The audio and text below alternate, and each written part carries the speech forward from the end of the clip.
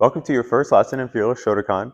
This is everything you need to learn in order to earn your orange belt, your first color belt.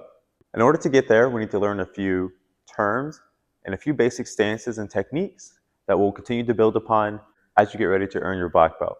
The first basic stance you need to learn in Shotokan is called Musubarachi.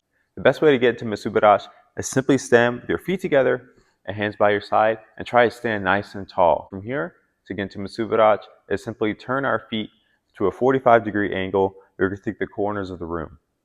From here, we learn the command Re, which means to bow. So when we bow, we hinge at the hip.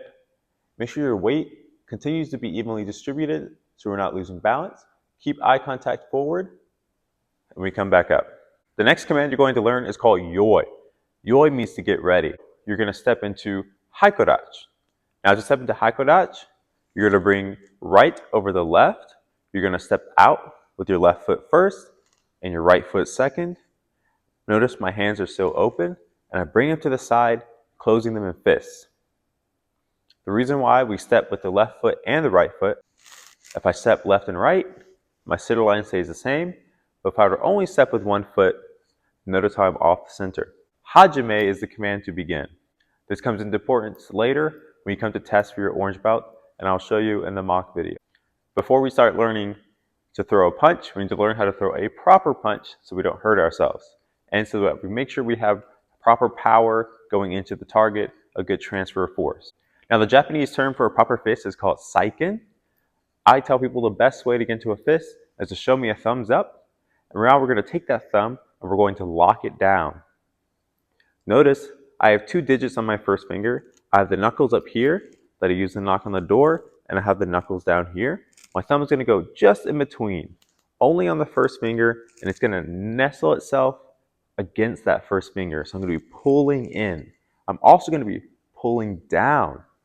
Notice it engages my tendon here in my wrist. It creates more tension, and more tension equals stability, which means a good transfer of force. In order to punch with our fists, we need to aim with our number 1 and number 2 knuckles. These are the ones that need to be hitting the target first.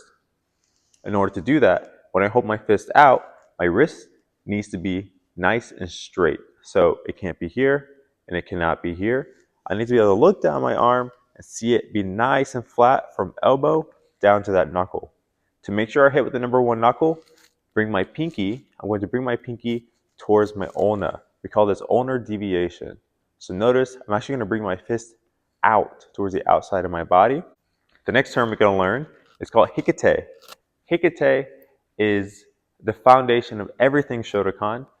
It's especially important in your katas. It's a good way to show self-control. And another reason why we do hikite is so we have a good transfer of force. We're going to bring them to our hip. Notice my palms are going to be facing up. This is so that you can learn how to add rotational energy into your target. This adds torque and just a little bit more power to my technique as well. The last thing we need to learn is called kiai. That kiai is force, breath, and that's a yell in Japanese. Again, this is to add power. So it's not just us yelling with our throat, but it's us really tensing our core. It comes from here. It's called tanden in Japanese. And as I go 1 through 10, hey! It's not hiya, hiya. No, huh, huh. Again, imagine that you got hit in the gut and you weren't expecting it. That same exertion, that air that we have from that is the same amount of exertion we need to have with our punch. The louder you are, the more spirit you have in karate, the better off you are in the end to protect yourself out there, and of course, to be able to pass your test.